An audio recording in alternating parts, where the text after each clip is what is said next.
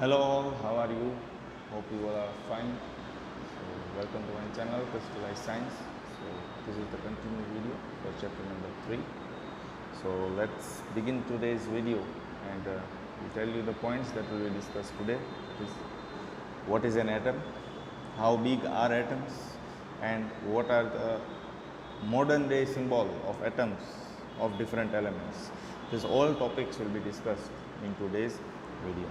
So let's begin today's video. So what is an atom, students? Atom क्या है? ये atom क्या लगा रखा है, पर एटम है क्या? तो उसको समझने के लिए मैंने यहाँ पे दो पिक्चर्स रखे हैं जो सेम एग्जांपल्स आपके टेक्स्ट बुक में भी डिस्कस हुए हैं. तो आपने कहीं ना कहीं मैसन मतलब जो बिल्डिंग बनाते हैं, ठीक है, जो कंस्ट्रक्शन का काम करते हैं उसको मैसन बोलते हैं. ठीक है, तो मैसन को अगर आपने देखा हो तो वो कैसे एक वॉल को बिल्ड करता है. सबसे पहले वो छोटी छोटी ब्रिक्स लेता है, ठीक है, फिर वो ब्रिक्स को एक साथ रखता है और उससे पूरी एक वॉल बनती है. जैसे आप ये देख रहे हो, एक ये वॉल का पिक्चर है जो छोटी छोटी ब्रिक से बना है, ठीक है. और वैसे ही अगर ऐसे कई सारी number of walls makes a building, ऐसे नंबर ऑफ वॉल्स को हम कंबाइन कर दो तो वो क्या बना देगा? बिल्डिंग बना देगा. ठीक है, ये हो गया पूरा बिल्डिंग. ठीक है, सेम वे आप सेकंड एग्जांपल में देख सकते हो कि यहाँ पे सैंड है और यही सैंड से एंट है वो अपना एंट हिल बनाता है. तो ये सबसे हमें क्या समझ में आता है? कोई चीज़ बहुत छोटे अमाउंट में होती है, छोटी छोटी चीज़ होती है, वो छोटी छोटी चीज़ है, उसको हम एक साथ कलेक्टिवली अगर रख दे तो उसे एक बड़ी सी चीज़ बन जाती है. जैसे हमने बिल्डिंग वाले केस में देखा कि ब्रिक्स थे वो बहुत ही छोटे छोटे थे, ऐसे छोटे छोटे ब्रिक्स से हमने बड़ी वॉल बनाई और ऐसे कई सारी वॉल को अगर हम कलेक्टिवली देखते हैं तो वो बनता है एक बिल्डिंग. ठीक है, सेम वे एंट ने क्या देखा कि भाई सैंड है वो उसका साइज़ तो बहुत छोटा है, तो उन्होंने क्या किया, वैसे ही कई सारे सैंड के पार्टिकल्स को इकट्ठा करके पूरा एक पहाड़ जैसा बनाया जिसका नाम हमने दिया एंट हिल. ठीक है स्टूडेंट्स, तो इसका मतलब ये हुआ बिल्डिंग का एटम क्या हुआ स्टूडेंट्स? बिल्डिंग का एटम हुआ ये brick is the atom of a building. It is the smallest unit of the building. Brick is the smallest unit of the building.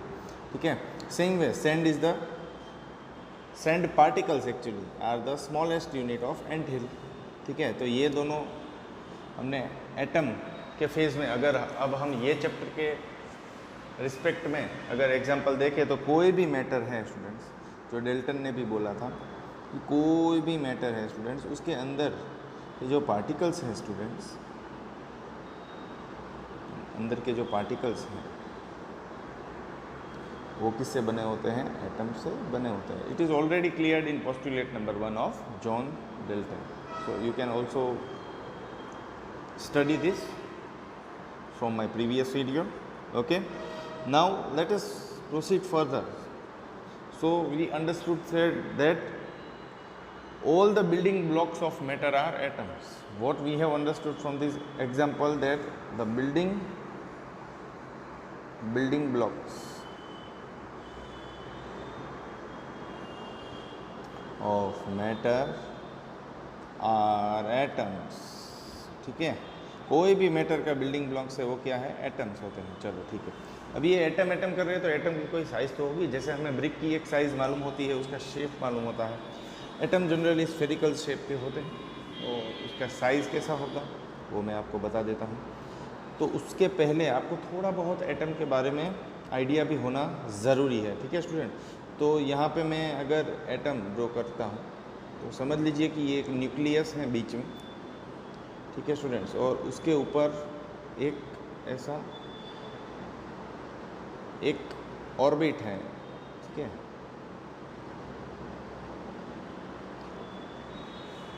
ठीक है स्टूडेंट्स, तो ये जो ऑर्बिट है वो फिर से मैं बनाना चाहूँगा. ये ऑर्बिट है, ऐसे कई सारे ऑर्बिट्स होते हैं.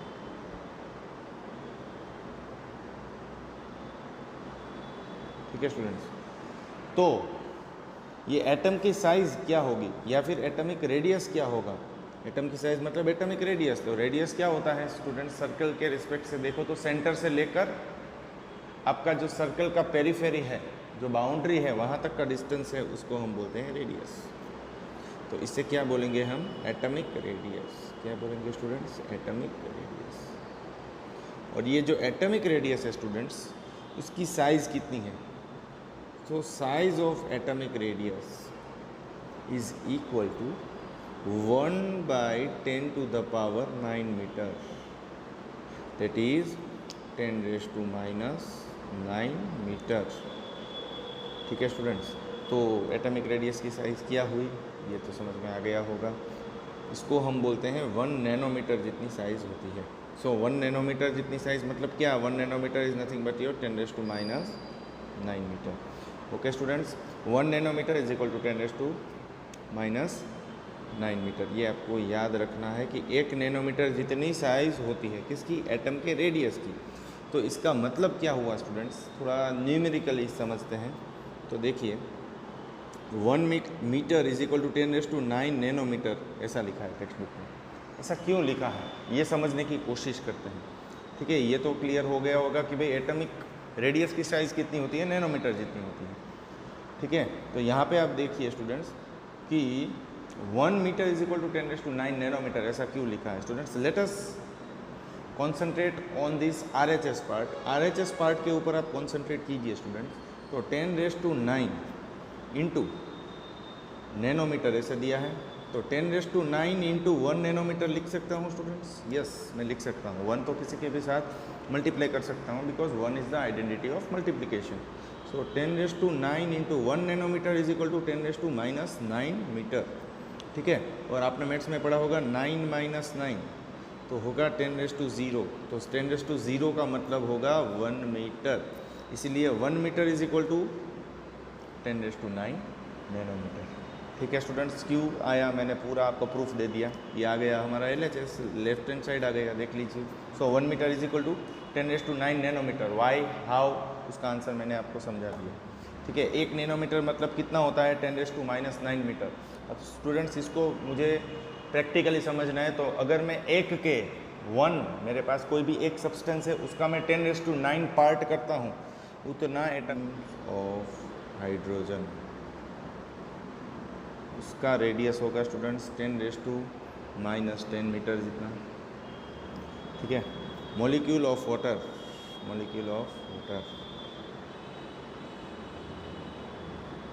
उसका रेडियस होगा स्टूडेंट्स 10⁻⁹ मीटर। रेडियस है स्टूडेंट्स, मतलब साइज ही होगी ना, राइट। मॉलिक्यूल ऑफ हीमोग्लोबिन जो हमारे RBC में होता है, molecule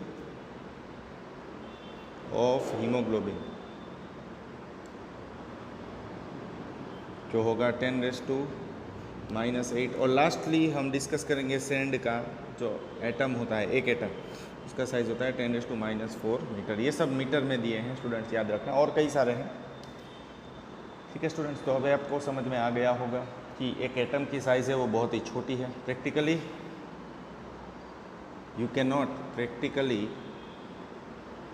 we cannot observe atomic radius, so we need powerful microscope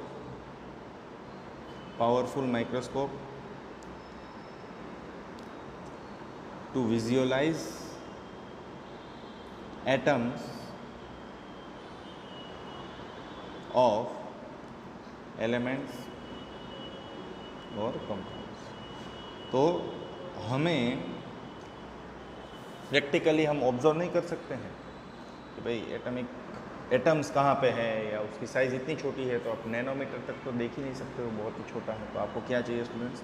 powerful microscope चाहिए, जैसे इलेक्ट्रॉनिक माइक्रोस्कोप चाहिए, जिससे आप एटम का जो सरफेस है उसको ईजिली ऑब्जर्व कर सकते हो। सेम वे आपको टेक्स्ट बुक में इमेज दिया है सरफेस ऑफ सिलिकॉन का, जो आप टेक्स्ट बुक से देख सकते हो। ठीक है, image of surface of silicon. Now let us discuss about modern day symbols of atoms. ठीक है, that was proposed by Dalton's, और Dalton's symbol for different atoms which was based on its valency, its colour. Okay students, valency, colour या फिर उसके initial, ये तीनों तरीके से उन्होंने पूरे एटम के सिंबल को डिस्कवर किया था। So let us try to draw each and every symbol. So first symbol is of hydrogen atom. Okay students, बीच में एक डॉट आपको दिख रहा होगा, उसका मतलब है इसकी वैलेंसी है 1। ये इसका कलर जो है स्टूडेंट्स वो ग्रेइश जैसा है, ग्रेइश जैसा है स्टूडेंट्स। तो ग्रेइश कलर जैसा क्यों है वो आपको मालूम है, क्योंकि जो कार्बन है वो कहाँ पे प्रेजेंट होता है वो समझना बहुत ज़रूरी है। कार्बन है वो कोल के अंदर होता है, इसलिए उसका कलर थोड़ा ग्रेइश जैसा दिखाया है। There is no colour inside the oxygen atom. The reason is that the oxygen is a gas. Gas का कोई कलर होता नहीं है। गैस मतलब ट्रांसपेरेंट, जो हमारे एटमॉस्फेयर में भी है। ठीक है, फिर आते हैं फॉस्फोरस के ऊपर। फॉस्फोरस में ऐसे 3 लाइंस लगाई है। Why 3 lines are given? Phosphorus की वैलेंसी 3। ठीक है भाई, अच्छे सिंबल बनाए हैं, या तो उसके वैलेंसी या इनिशियल या उसका जो फिजिकल स्टेट है उसके हिसाब से। यहाँ पे देख लीजिए स्टूडेंट्स, सल्फ़र जो है उसमें 4 लाइंस दी गई है। कितनी lines students? 4 lines. Why 4 lines are mention? Because sulphur is valency 4। ठीक है, अभी हम आगे जाते हैं आयरन। आयन, आयन का इनिशियल देखिए उसके हिसाब से है। ठीक है, आगे जाते हैं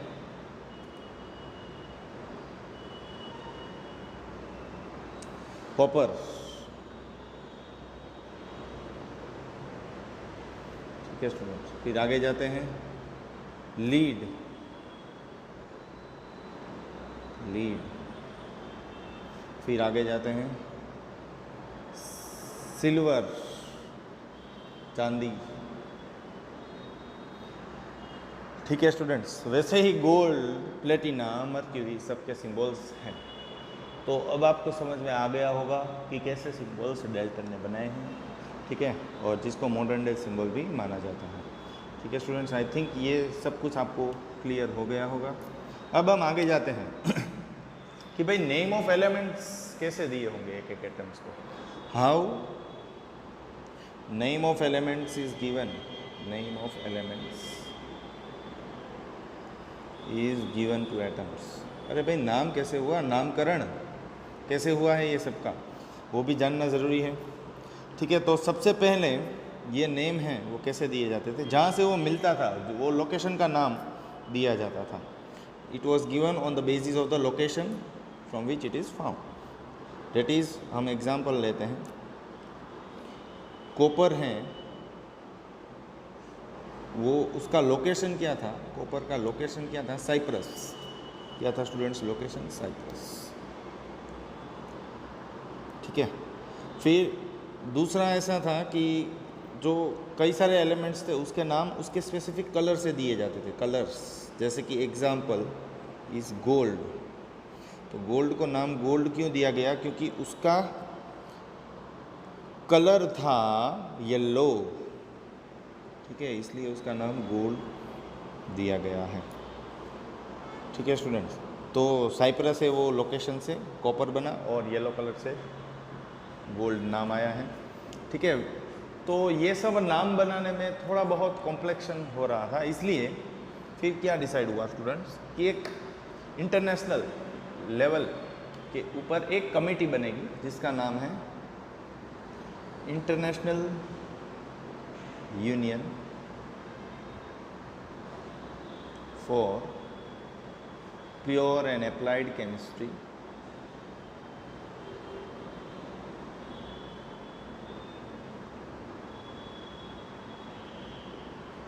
इसका एब्रीवेशन है आईयूपेक। और ये जो आईयूपेक कमेटी है स्टूडेंट्स वो सभी एलिमेंट्स के सिंबल्स, नेम्स वो सब बनाता है। ठीक है, और वो भी कैसे बनाता है, एक रूल है, first letter is always written as capital. First letter जो है स्टूडेंट्स वो कैपिटल होना चाहिए, पहला शब्द कैपिटल, जैसे ग्रामर में भी सेम रूल है। एंड जो सेकंड लेटर होता है, second letter must be in a lower case, दोनों के एग्जाम्पल दे देता हूँ स्टूडेंट्स, तो आपको सब कुछ क्लियर हो जाएगा। जैसे कि हाइड्रोजन लेते हैं स्टूडेंट्स, हाइड्रोजन, तो हाइड्रोजन का सिंबल क्या होता है? ये सिंबल्स के लिए रूल्स हैं students, this are the rules for symbols, rules for symbol. जैसे कॉपर का Cu सिंबल था, पर वो पहले नाम आने के बाद उसका सिंबल है वो डिसाइड, सिंबल के लिए डिसाइड करने में IUPAC ने मदद की, ठीक है। और सिंबल कैसे रखने हैं, और उन्होंने बोल दिया कि भाई पहला लेटर वो कैपिटल होगा और दूसरा लेटर जो पहले लेटर को फॉलो करता है वो स्मॉल लेटर में होने वाला है। तो हाइड्रोजन है, उसका सिंबल H है। कॉपर है, उसका सिंबल है Cu, देखिए स्टूडेंट्स, U छोटा है।